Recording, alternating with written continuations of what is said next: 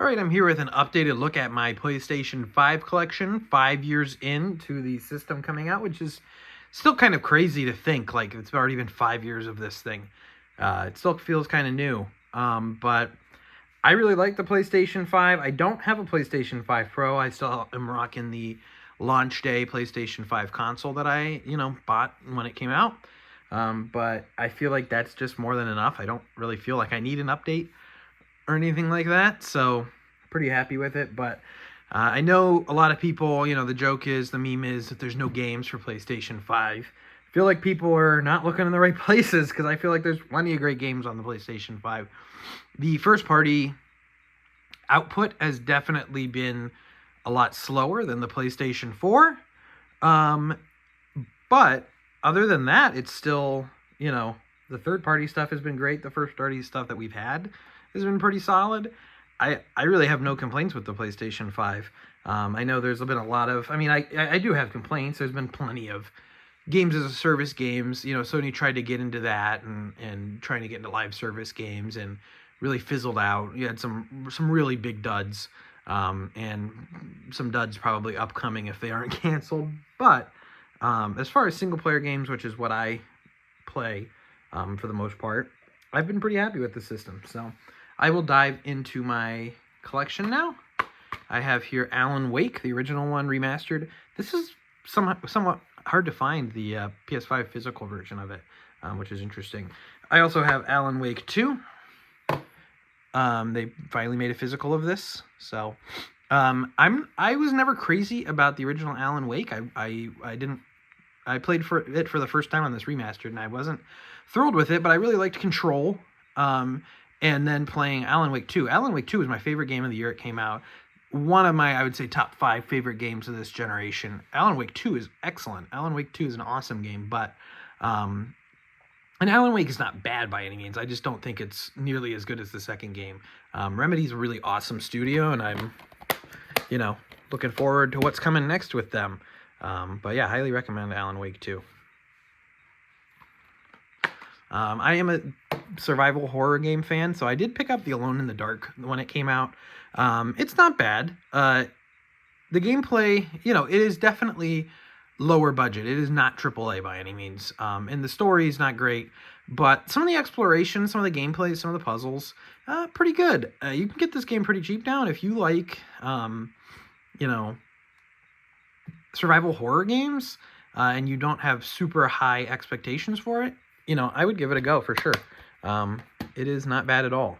I wouldn't care too much about the story, but I thought the exploration was pretty fun in the mansion and everything. Astrobot, another one of my favorite games of this generation, for the PlayStation 5. Awesome game. One of the all-time best 3D platformers, like I would say top 3.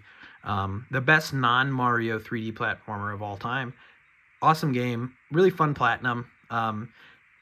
Some challenge to it, especially in the later stages too, which I always appreciate. I feel like a lot of 3D platformers don't challenge the player, but Astrobot definitely has some great challenges in it, and it's really cool how they've added additional content to the game, kind of new levels, the speedrun levels, all that stuff. They've been cool. A game that's not so cool, Balan Wonderworld. Yuji Naka, punished Yuji Naka's maybe final game. Just a very sad, very pathetic little game. I got this game after everyone knew how bad it was, because I just wanted to experience it, and I didn't obviously finish it or anything, but I think I used the phrase that it felt like the neurons in my brain were not firing while I played it. It was, one of those brain dead, bizarre things ever. But sometimes you gotta play the bad games to really appreciate the good ones. Callisto Protocol. Obviously, this was probably not the game everyone hoped it would be, but I didn't mind it. I did get it actually day one, just, as someone who likes survival horror games, and wouldn't have recommended paying full price for it, but if you grab it, on sale or whatever, I think it's a perfectly, it's pretty cheap. You can get it now. I think it's a perfectly fine survival horror game. Not one of the best of the generation, but, very, very fine. It's not long. The game that I think people were hoping it would be is actually this, Cronos: The New Dawn. I really liked this game a ton. I feel like it's really well paced, really great combat, great boss fights, great, atmosphere. Gameplay is really solid. Story, okay, but I think it really shines more in like the setting, the atmosphere, the setup, more than what actually happens. But really like this game a lot. I feel like Bloober Team has gone from kind of a studio, and then with Silent Hill 2 and now this, like they're proving they have the, what do the kids say? They have the sauce.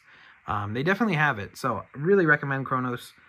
Liked it a lot, and one of the best survival horror games of the recent years.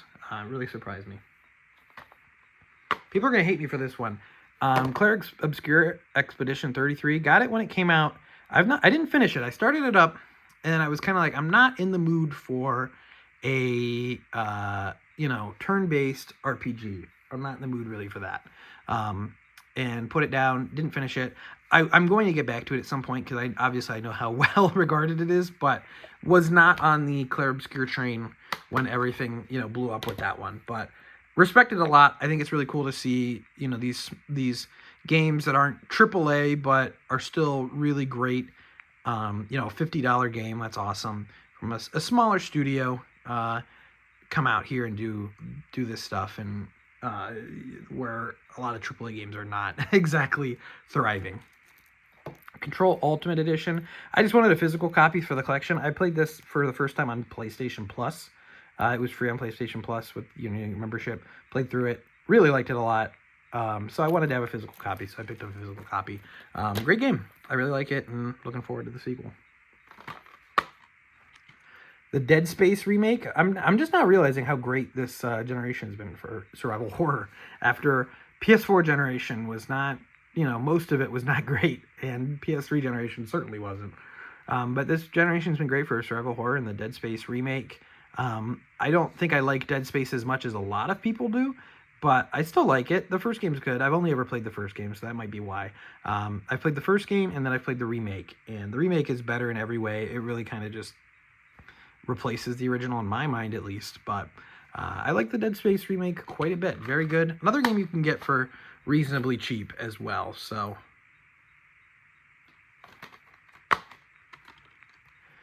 Death Stranding 2, one of my favorites of this year. I feel like it's just taken everything from the original game and made it better. It's really fun to play, actually. Really fun gameplay loop. Of course, the classic, strange, weird, surreal story and characters and everything there. Kojima is still, killing it all these years later, still putting out awesome stuff. And Death Stranding 2, solid. I think I'm ready for Kojima to do something new. I feel like Death Stranding 2, we could kind of close the loop on Death Stranding, be done with that, and move on to something else. I don't know if I needed Death Stranding 3. But always excited, no matter what, always excited to see what Kojima cooks up. The DioField Chronicle. So I have a bunch of games. There was like this weird era where Square Enix, like 2022, 2023-ish, Square Enix just decided to publish like a new game every week for like 3 months. And then no one bought any of them, obviously. They didn't do so hot. So, yeah, it was like late 2022 into 2023. So I remember GameStop had this big clearance of just clearing out all these games. And I bought this one new, of course, classic GameStop new. Never played it. But of course they sent it to me open as new, the gutted copy. But it seems like an interesting game. It's like a strategy RPG. It seems interesting. I'd like to get to it maybe one day, but I think it was like $10 or something really cheap. So another one people are going to probably hate me for, Elden Ring. I've not been like a Souls fan in any way. I can't get into it. I don't like really bashing my head against the wall with games. I respect it. I understand why people like it. It's just not really for me. But I wanted to give Elden Ring a try, of course. So I got it, when it came out. I think the day it came out after the reviews were like, out of this world. And then I started getting this really bad pain. And then I had to go to the hospital. It was actually my gallbladder went bad. And then I just never ended up playing the game. So Elden Ring, what I played of it, I was like, this is cool. Never played the game because my gallbladder died. So then I just, you know, not really, when you have your gallbladder out and you're recovering, you're not really in the mood for something like stressful or, you know, too taxing. So I also bought Elden Ring Night Realm to play with my friends. I got in like one round with them. I got frustrated with the matchmaking like not working properly, and then I just put it down and never came back to it. So questionable purchase, but my friends still play it. Maybe I will get into that at some point with them. Of course, another Square Enix, they put these all out within way too close and no one liked them. Forspoken's a little bit of a different story where it was, I think they really wanted this to be a big franchise, and it was not. It certainly was not. I always thought when the game came out, the gameplay and the world looked cool, and I was willing to give it a try. The writing, of course, I think everyone knows by this point, the writing, very cringy, very... but, you know, I'd be willing to give it a shot at some point. This was another one that was maybe like $10 or something like that when GameStop was clearancing them. Final Fantasy VII Crisis Core Reunion, remake of the PSP game. Fun little game. Cool, like little prequel to Final Fantasy VII with Zack and everything, but not much to say otherwise. I like it just fine. Final Fantasy VII Rebirth. The second part, obviously, of the Final Fantasy VII Remake trilogy. And excellent game. Really impressive. Just so much. It's almost overwhelming how much there is to do. I mean, I finished the game and did a lot of side missions. I feel like I didn't even scratch the surface. But music is incredible. The soundtrack is so massive. And the Final Fantasy VII soundtrack is already immaculate. It's already excellent. But, you know, these, you know, orchestral amazing versions of it are great, and really cool stuff. I really like what they're doing. Without spoiling anything, I really like what they're doing with this trilogy, and I'm very excited for the third part whenever that ends up coming out. And Rebirth is, I think I liked Final Fantasy VII Remake, but Rebirth is a huge step up from Remake. And I don't like how Square Enix has these like white spines for Final Fantasy. A little bit boring. I don't know. They have it for like Balan and, you know, this and DioField. Final Fantasy 16. I liked Final Fantasy 16 quite a bit. Obviously more of a action RPG, almost like a character action game with RPG elements. But I liked the gameplay a lot. The world was cool. You know, the story was good. It felt a lot more, I don't know how to put it exactly, a lot more like Western, mature storytelling, which was interesting for the series. They've never really gone in like that route before, but I liked it quite a bit. And one day we'll get Final Fantasy 17, and they'll change up the formula again. They always do. So speaking of changing up the formula, Stranger of Paradise Final Fantasy Origin, bizarre game, a spin-off of Final Fantasy 1. That's like a, you know, Koei Tecmo looter, you know, Souls-like looter game. I played it with two other friends, and it was kind of fun in that aspect. I couldn't imagine playing it by myself. I feel like it would be hideously boring, but that's just me. Of course, the cutscenes and everything are a bit of a meme as well. So you're going to see a trend with a few games. I think it's no secret to anyone that a lot of games came out in 2025, like from August to November, and you got to kind of pick and choose what you want to play. I have a bunch of games that I want to play that I have yet to get to playing. So you'll see a couple games that I pre-ordered, you know, a lot of times I get stuff with like GameStop trade credit and then just pre-order it, and then it just shows up. And so I have some games pre-ordered that I'm going to get to, I really want to get to, probably my stuff I'm going to play December, January, all that. So the first one here, Gears of War Reloaded. I've never played through the entirety of Gears of War 1 or any of the other ones. I've played them, but not like the entire story. So figured I'd get it on PS5 just because of how weird it is to have a physical version of an Xbox game. You know, one of the, you know, the big three Xbox games on the PlayStation. So we'll play it at some point. I'd like to play it co-op off to see if I can rope someone into it. One of maybe the most, for a PlayStation collection, one of the most shameful ones that I've yet to get to, but I'd like to get to it very soon. Ghost of Yotei. I like Ghost of Tsushima. I didn't finish it. But that's not because it wasn't good or anything. I think I was, what I think it was is that it was so beautiful that visually I was like, I want to play this on the PlayStation 5. So I like halfway through the game just stopped playing it on my base model PS4 that sounded like a jet, and never got to playing it on PlayStation 5 all the way through. But what I've seen of Ghost of Yotei looks great. I'm excited to, I've heard it's a big step up in a lot of ways, gameplay wise. And I'm excited to get to it at some point. Hopefully soon, maybe that'd be a good like December, January game to work through.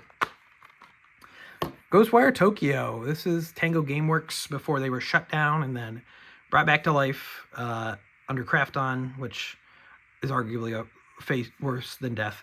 Ghostwire Tokyo is a pretty cool game. I liked it a lot. There's nothing really else like it, but it has a cool aesthetic. Obviously, the Tokyo setting, but it's very, very isolated with kind of this. It's hard to explain. Like almost, it's not apocalyptic, but it's, very isolated, very quiet. And the stuff with Japanese mythology is very cool too. So I like that one quite a bit. God of War Ragnarok.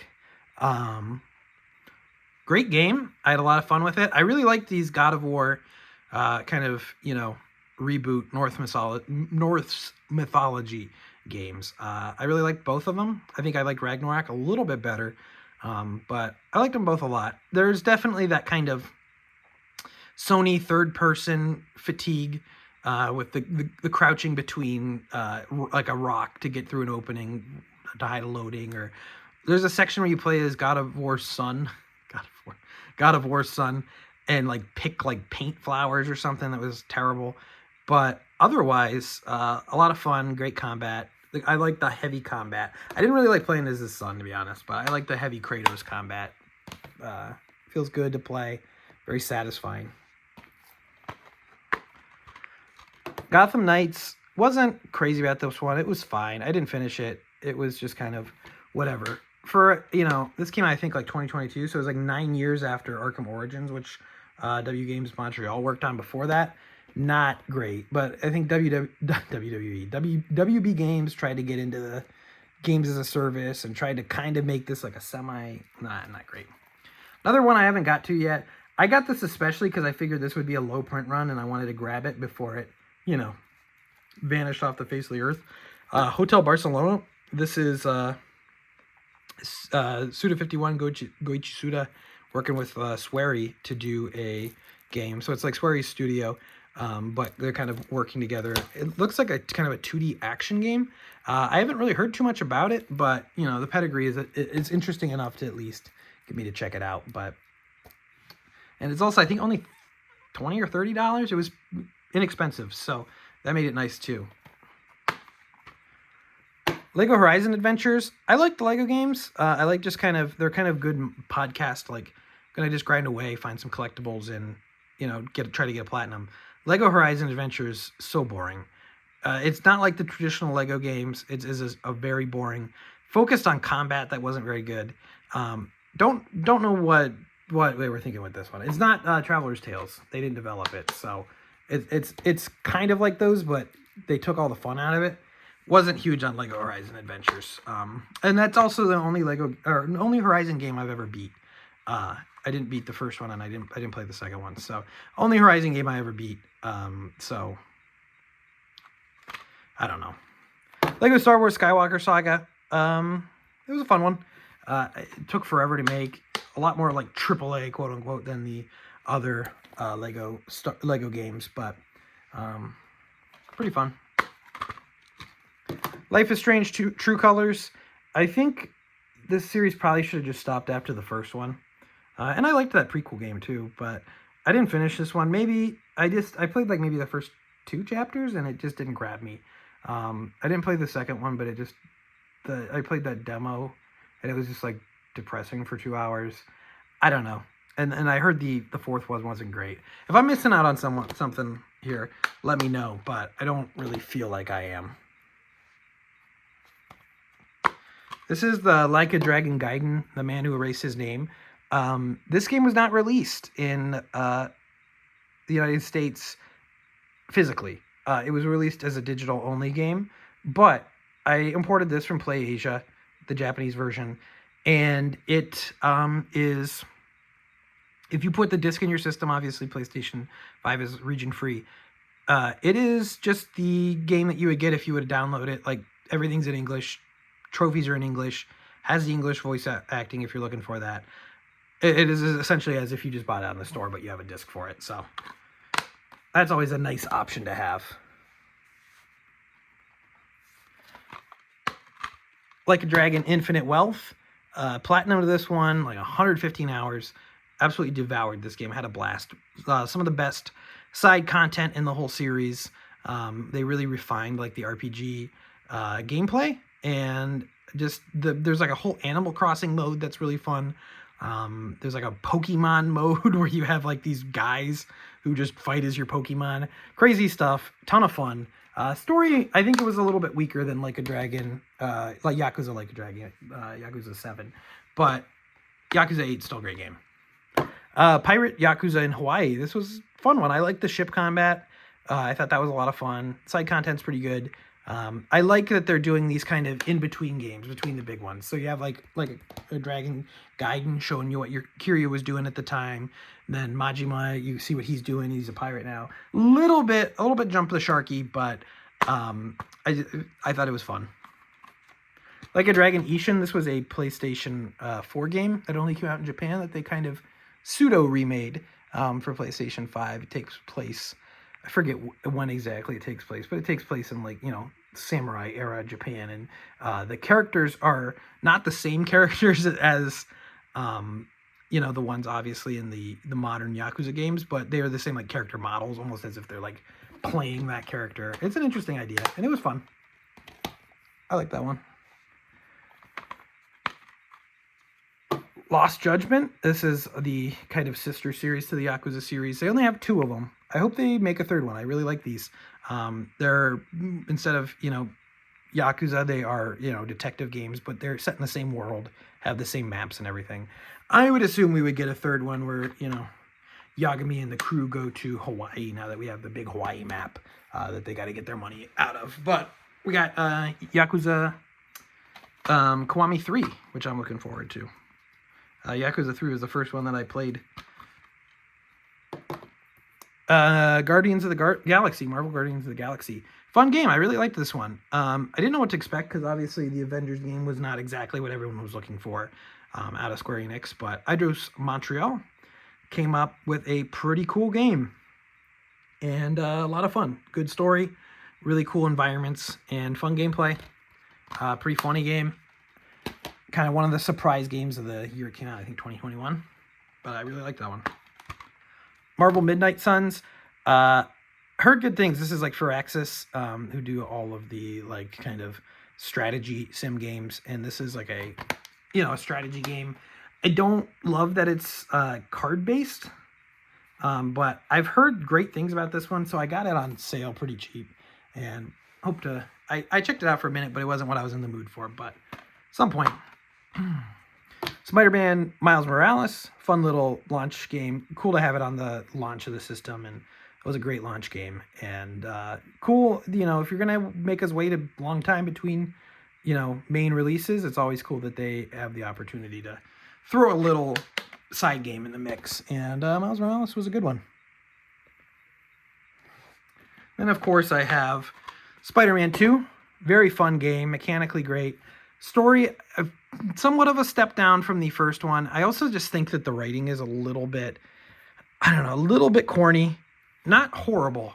Like, it's not cringy, but it's a little bit, I don't know. It feels like it could use some edge or something. Like, I feel like everything's very cookie cutter. Like, someone, I forget who said it. Someone said that it was like all of the characters talk like HR is in the room with them. And after hearing that, I was like, yeah, that is the exact way to say it. So I don't really exactly know how to describe it, but that's the best way to do it. Another one that I didn't get a chance to play that I'm really looking forward to, Metal Gear Solid Delta Snake Eater, the remake of Metal Gear Solid 3. Metal Gear Solid 3 was the first Metal Gear Solid game I played. I played the 3DS version for the first time ever. I didn't have the circle pad, so I used the face button for the camera and the aiming and everything. And I played it on the original model 3DS. So I think this will be a step up from the way I played through the game for the first time. Metaphor ReFantazio from Studio Zero at Atlas. A lot of the Persona team went over to work on this one, and excellent RPG. A bit too long. I feel like, honestly, they could have probably shaved like 20 hours off the game. Not great paced at some parts, but so cool. Cool world, cool art, cool music. Everything about it's awesome. The Persona team, in my mind, and Atlas, the two teams now that have that Persona team DNA, really have not missed. Persona 3 Reload, excellent remake of an excellent JRPG. Really, just, I know people like the portable version and some of the stuff they added to that, but I really feel like this is the definitive way to play it. Now, granted, I never played the portable version extensively. When I first played Persona 3, I played the FES version on PS2, but I really think that this is like the definitive version to play, and everything about it is awesome. So,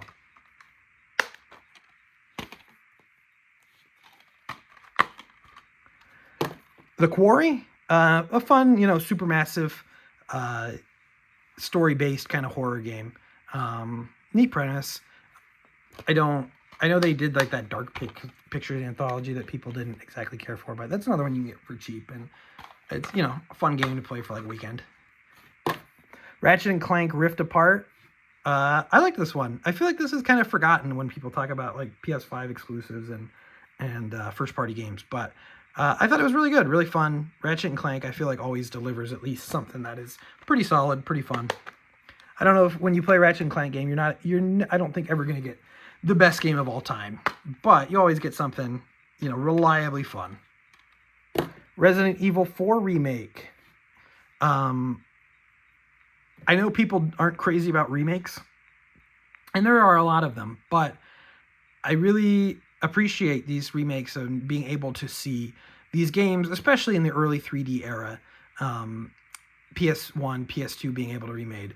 Resident Evil 4 is an interesting one because, and I guess Dead Space 2, they are still very playable, the original versions. So it's interesting to see, like, okay, well then, how are you going to reimagine this? What are you going to do with this? And I think Resident Evil 4 is excellent. I think it's a really great, really fantastic game, and I feel like Capcom's just been on a roll with their Resident Evil games since 7, minus that, whatever that crappy multiplayer game was. There was like a Reverse, but there was that Umbrella Corps or whatever game. Forget about those, but because I really like Village too. Village, I would say probably, other than Resident Evil 3, is the weakest of the more new Resident Evils, but it's still excellent. It's still fantastic. I think the castle part and then the dollhouse part are still some of the best, sequences in Resident Evil games. I think the game kind of falls apart towards the end, but still very good throughout. I think it's great. Looking forward to Resident Evil 9. That's probably my most anticipated game that we have a date for, at least, of 2026. Returnal. Respected a lot. Respect Housemarque and their gameplay first, approach towards development, but I don't like roguelikes at all. I can't do it. I just don't. It's not a genre that I like. So I think the gameplay of this is fun, and if this was like a regular mission-based, story-based shooter, I think it'd be awesome, but just can't do it with the roguelike structure. But I still think it's a very respectable game, very good game, but not for me. Sackboy, A Big Adventure. This game's all right. I played through it with friends, in co-op online. The co-op is busted. The online co-op is rough. It's busted, but we went through it. I think we 100%ed it pretty much, and it's not bad. If you've already played, if you want a fun co-op platformer and you already played, Super Mario 3D World on Switch, then, you can get Sackboy for pretty cheap, and it's worth a go. Scarlet Nexus, pretty neat game, like a character action RPG from Namco Bandai. Some interesting mechanics. I don't really remember anything else. I remember the story being very uninteresting. The world was kind of cool, though, but I don't remember too much else. Don't want to get demonetized. Shadows of the Darned remastered. Another one that I wanted to grab just before it went, out of print. But have not played. I didn't play the original either, so I'd like to play that one. Another Suda51 game. Silent Hill 2 remake. Awesome. I mean, of these, modern remakes, this is one of the best. And Silent Hill 2 is one of my all-time favorite games.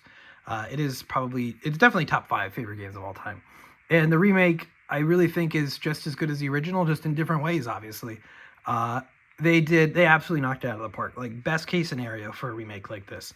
And definitely had Bloober Team on my radar after that point. Played Cronos, thought it was awesome. Excited for their Silent Hill 1 remake. And any other, stuff they do in the future. They have kind of solidified themselves, other than, like, Capcom and the Resident Evil team, as, like, the AAA survival horror studio. Silent Hill F. Played through this one, and actually to play it, leading up to it, I actually played the Higurashi. Not all of them. I'm still working my way through it, but I played, some chapters of the Higurashi visual novel, which is also by Ryukishi 07. He was the writer of those, like, as an independent kind of visual novel writer, developer, and then obviously, 20 years later or whenever those games came out, wrote Silent Hill F, which I think is really cool. I liked Silent Hill F. I didn't love it. I think it's good, but not great. And I think a lot of it just has to do with the pacing's not amazing. But story was really cool. Setting's great. And combat is pretty good. It can be annoying sometimes, but it's pretty good. I liked it. I think it's interesting. I'm not crazy about the different routes and stuff like that in general, but I know all the Silent Hill games pretty much have that. But this game really definitely depends on that a little more. But still a good game. Like that one a lot.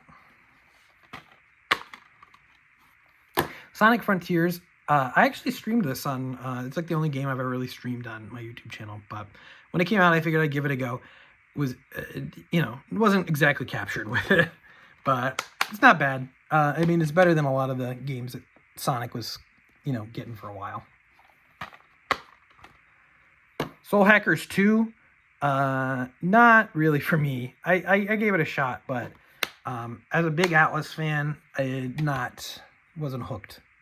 Wasn't into it really at all, honestly. Split Fiction. I played through this one entirely with beloved Monster Hunter YouTuber Sky85, and had a lot of fun. I think this game's just as good as It Takes Two, which was already a great game, and always interested to see what Joseph Ferris and Hazelight are going to do. I really like the two-player co-op centered games that you can only play as two-player co-op, and that you're able to, one person buys a game and the other person can just play it with you online. Super cool, and they're so clever. The design, the levels, the way things are done, so clever. Just another studio that I just have on I will check out what they do list. Star Ocean, The Divine Force, another game that I got when Quarry went sicko mode and put out 10 trillion games. Stellar Blade. This is another one I want to get back to. I played a decent amount of it, but never finished it. I like the gameplay. I'm not, I feel like people really latched onto this game because they're weird. But I thought the gameplay was fun, and the setting at least was interesting. The story I could not care less about, but the setting was neat, and I want to get back to it. Maybe start it whenever they announce like a sequel. Maybe I will jump in and kind of play it again, play through it. Tales of Arise. I tried starting this one up like 3 different times. I could not get into it compared to the other Tales games. I played a lot of the older Tales games. I didn't play Berseria. I didn't like Zestiria. And then this was kind of a new thing, and I appreciate what it is. It's definitely a change in direction for the series, and it seems good. I just could not get into it. Valkyrie Elysium. I mean, do I need to say any more? If you're still watching this far into the video, I need you to comment Valkyrie Elysium is the best game I've ever played. That shows the true heroes of this channel who watch to the end and don't, just fake it. So leave that in the comments, and I'll know you're a real one. White Day, the final game here. A labyrinth named School. This is a Korean survival horror game that came out 20 years ago, and then they remade it for like PlayStation 4, PlayStation 5. I started it up, but it is very low budget. I was like, I got to be in the right mind, the right headspace for this, right mind frame for this. So I didn't play a whole lot of it, but it seemed interesting, and I've heard really good things about it. So one day. Other than that, that's it. I mean, like I said, I'm pretty happy with the PlayStation 5. A lot of games that I would say are like excellent, and then a lot of games that I think are like pretty solid, and there's a lot in between. Now, I know a lot of these games you could get on the PlayStation 4, but I mean, do you say that all you want, but would you get it on the PlayStation 4, or would you rather just play a nicer version of the game? That's up to you to decide, but I'd rather play it on PlayStation 5 and play, the best console version I can get, on PlayStation. But other than that, leave a comment down below with some recommendations you have, anything that I have that I really need to get to playing, anything that you feel like I should have in my collection that I don't have in my collection. Other than that, leave a like if you enjoyed. It really helps out the channel.